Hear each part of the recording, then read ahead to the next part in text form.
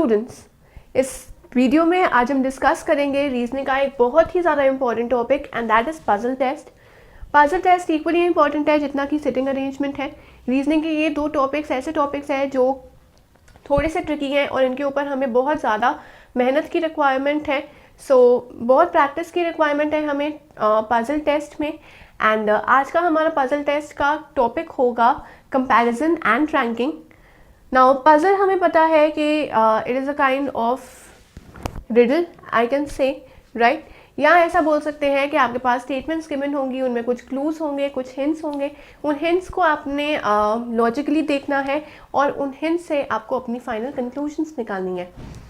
छोटी सी पजल नहीं होती है, एक दो स्टेटमेंट्स नहीं होती हैं, there are at least 5 to 6 statements. उन स्टेटमेंट्स में ही हिडन क्लूज होते हैं। कुछ ऐसी इन्फॉर्मेशन होती है जो हमारे लिए बहुत बेनिफिशियल होती है और कुछ ऐसी इन्फॉर्मेशन भी होती है जिनको हमें इग्नोर मारना होता है। तो आप जितनी प्रैक्टिस करोगे उतना आपको पता लगेगा कि कौन सी ऐसी स्टेटमेंट्स होती हैं या कौन सी ऐसी डेटा होता है जो हमारे लिए बहुत बेनिफिशियल होता है और जिससे हम जल्दी से जल्दी अपने क्वेश्चंस को सॉल्व कर सकते हैं। जैसे कि आज का हमारा टॉपिक है कंपैरिजन एंड रैंकिंग। तो यहाँ पर आपके पास स्टेटमेंट्स गिवन होंगी, आपको कंपैरिजन करना होगा किसी भी चीज़ का या किसी भी पर्सन का अकॉर्डिंग टू डिफरेंट पैरामीटर्स। वो डिफरेंट पैरामीटर्स जो है आपके पास आ सकते हैं जब भी हमें कंपैरिजन करना है या अगर हमें रैंकिंग करनी है तो वो कुछ पैरामीटर्स के बेसिस पे होंगे। पैरामीटर्स हम कह सकते हैं कि कोई ऐसी चीज़ है जिसके ऊपर आप कंपैरिजन करोगे। वो कंपैरिजन कैसे हो सकता है? On the basis of height, on the basis of weight, on the basis of age, right? ये कुछ ऐसे पैरामीटर्स है, कॉमनली यूज पैरामीटर्स हैं जिसके बेसिस पे आपको कंपैरिजन करने को मिल सकता है। या on the basis of position, कि क्या रैंकिंग आई है उसके बेसिस पे भी आप कंपैरिजन कर सकते हैं। इस तरह के क्वेश्चंस बहुत बार पूछे जा चुके हैं, so do pay attention to such type of questions. बहुत इंपॉर्टेंट होते हैं, इजी भी होते हैं, कॉम्प्लेक्स भी हो सकते हैं। All depends upon how you look at the question. आपकी मेमोरी कितनी स्ट्रॉन्ग है, आपकी कैचिंग पावर कितनी स्ट्रॉन्ग है, आप कितनी ईजिली जो भी हिडन डेटा है उसको पकड़ सकते हैं और उसके ऊपर इम्प्लीमेंट कर सकते हैं। ऑलवेज रिमेंबर कि आपके पास जब भी इंस्ट्रक्शंस गिवन होंगी हम सबसे पहले उस इंस्ट्रक्शन को फॉलो करेंगे जो बहुत ज़्यादा पर्टिकुलर है या बहुत ही ऑब्वियस है और डायरेक्टली हमें गिवन है। उसके बाद उसके बेसिस पे हमें लीड्स मिलती रहेंगी और हम आगे स्टेटमेंट्स को सॉल्व करते हुए अपनी पजल भी सॉल्व कर लेंगे। बट ऑलवेज रिमेंबर कि सबसे पहले उन स्टेटमेंट्स के ऊपर फोकस करो जो बहुत ही एग्जैक्ट है और बहुत पर्टिकुलर है। ऑलवेज रिमेंबर कि जब भी रैंकिंग की बात आती है या कंपैरिजन की बात आती है तो एग्जैक्ट आपके पास टर्म या एग्जैक्ट आपके पास यूनिट नहीं गिवन होगा। आपको अप्रॉक्सीमेट वैल्यूज लेकर ही कंपैरिजन करना है और रैंकिंग बतानी है।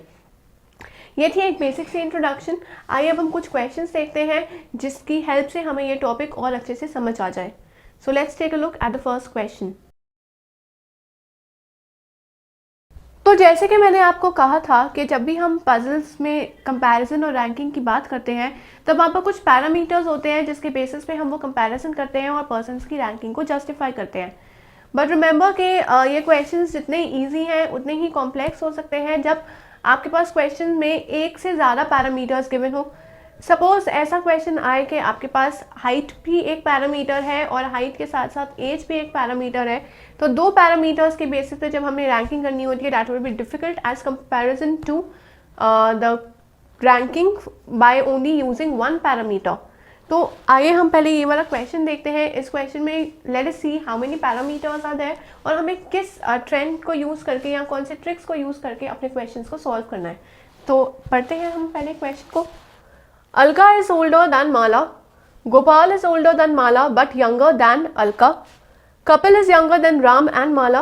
Mala is older than Ram. यहाँ पर हमेशा अभी बात हो रही है तो जनरली टर्म यूज़ हो रही है older and younger. And older and younger हमें पता है टर्म यूज़ होती है in terms of age, right. जब भी एज की बात करते हैं तब ओल्ड और यंग की बात होती है। तो इधर हमारा जो पैरामीटर यूज़ हो रहा है वो यूज़ हम कर रहे हैं एज, और एक ही पैरामीटर है यहाँ पर। ना ही हाइट की बात की है, ना ही वेट की बात की है, ना ही कोई और बात है। डेफिनेट सी बात है कि पैरामीटर एक ही है, एज। नेक्स्ट हमारा होता है कि हम कंसिडर करते हैं कि कितने पर्सन्स हैं या कितनी थिंग्स हैं। यहाँ पर पर्सन्स की बात करते हैं तो एक तो है अलका, उसको हम ए से डिनोट करते हैं। नेक्स्ट इज माला, फिर है गोपाल, फिर माला तो ऑलरेडी है ही, अलका भी है, फिर है कपिल, फिर है राम। तो 1 2 3 4 5 पर्सन्स है। इन 5 पर्सन्स को हमने अरेंज करना है अकॉर्डिंग टू देयर एज। क्या बोला हुआ है पहले, that Alka is older than माला। अलका को अगर हमने माला के ओल्डर बताना है तो हम ये बोलेंगे कि अलका जो है शी इज ओल्डर देन माला। तो हम ये बोलेंगे कि जिसकी तरफ भी फेस ओपन होता है वो बड़ा होता है, तो अलका बड़ी है माला से, राइट।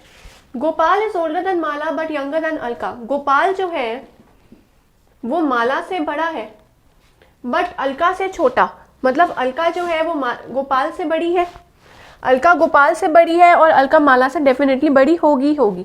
तो इसको हम ऐसे कंसिडर कर सकते हैं, बोला है Gopal is younger than Alka, तो गोपाल लेस देन अलका का मतलब यही होगा कि गोपाल यंगर है अलका से।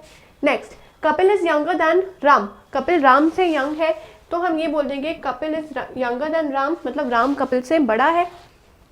एंड माला, कपिल माला से भी छोटा है, माला जो है वो राम से बड़ी है।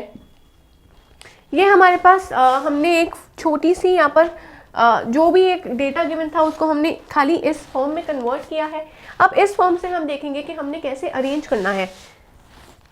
1 2 3 4 5, यहाँ पे हमने 5 पर्सन्स करने हैं, 1 2 3 4 एंड 5, राइट। यहाँ पर अरेंजमेंट करेंगे हम on the basis of ranking या ऑर्डर ऑफ एज।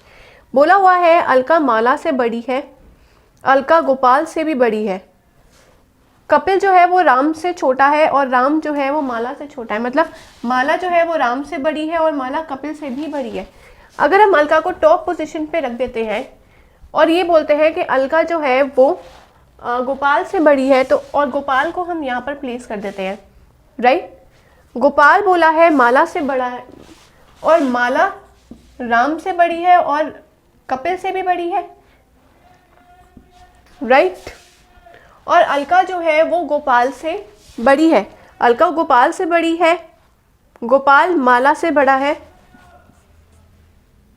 माला राम से बड़ी है और राम कपिल से बड़ा है। इस तरह से हम क्वेश्चंस को सॉल्व कर सकते हैं। तो सॉल्व करने के बाद हम क्वेश्चन की तरफ चलते हैं और क्वेश्चन में बोला हुआ है whose age is between Gopal and Ram. Gopal और राम के बीच में किसकी एज है, तो पहले हम कंसिडर करते हैं गोपाल को और फिर हम कंसिडर करते हैं राम को। Who is between Gopal and Ram, M and M stands for Mala. तो हमारा आंसर हम कंक्लूड कर देंगे कि माला की एज ऐसी है जो राम और गोपाल के बीच में है। तो ऑलवेज रिमेंबर कि क्वेश्चन जैसा मर्जी हो उसको पहले शॉर्ट फॉर्म में लिख लो और उसके बाद आप एक टेबल ड्रॉ करके वहाँ पर कंपैरिजन कर लो। This is how you can solve the questions. Easy questions है, तभी आपको इजी लगेंगे जब आप ज़्यादा से ज़्यादा प्रैक्टिस करेंगे। ये तो हमारा फर्स्ट क्वेश्चन। चलिए अब हम एक और क्वेश्चन सॉल्व करते हैं। तो जैसे कि अभी हमने सॉल्व किए हैं क्वेश्चंस रिलेटेड टू पजल्स। ऐसे पजल्स किसी भी फॉर्म में आ सकती है, आपके पास सीक्वेंशियल ऑर्डर में आ सकती है या फिर एक कंपैरिजन करके आप एक टेबल फॉर्म कर सकते हैं। That depends upon the question. हमें हर टाइप के क्वेश्चन के लिए प्रिपेयर्ड रहना होगा and for that you need to practice a lot because practice is the key to success. And sample papers attempt करने के लिए आप रजिस्टर कर सकते हैं हमारे ऑनलाइन पोर्टल पे, दैट इज abhyasonline.in। रजिस्ट्रेशन के बाद आपको काफ़ी सारा बेनिफिट्स मिल सकते हैं। फॉर एग्जाम्पल आप हर टॉपिक की डिटेल पढ़ सकते हैं, उनको समझ सकते हैं, उनके क्या कॉन्सेप्ट्स है, क्या ट्रिक्स है, वो अच्छी तरह से आप समझ सकते हैं। And also you can attempt the sample papers. उन सैम्पल पेपर्स में जितने भी क्वेश्चंस अवेलेबल हैं वो उसी पैटर्न पे बेस्ड हैं जैसे कि आपके एग्जामिनेशंस में पूछे जा सकते हैं। And also you will find another benefit कि जब आप अटेम्प्ट करेंगे सैम्पल पेपर्स और अटेम्प्ट करने के बाद जब आप सबमिट करेंगे paper, then as a result we will provide you with a complete analytical report जहाँ पर आपके स्ट्रॉन्ग और वीक पॉइंट्स के बारे में बताया जाएगा, ताकि आप अपने स्ट्रॉन्ग कॉन्सेप्ट्स जो है उनके ऊपर तो प्रैक्टिस करें ही करें, लेकिन साथ ही साथ अपने वीक कॉन्सेप्ट्स के ऊपर और ज़्यादा फोकस करें और ज़्यादा मेहनत करें ताकि उन्हें भी आप अपने स्ट्रॉन्ग कॉन्सेप्ट्स में कन्वर्ट कर सकें। सो if you do not focus on your weak points, then I think that it will be a little difficult to crack the exams and beat your competitors. So do focus on the weak areas and attempting our sample papers, it will be very beneficial to you to analyze your strong and weak concepts. तो ज़रूर register कीजिए at abhyasonline.in. Until then, keep learning and keep practicing.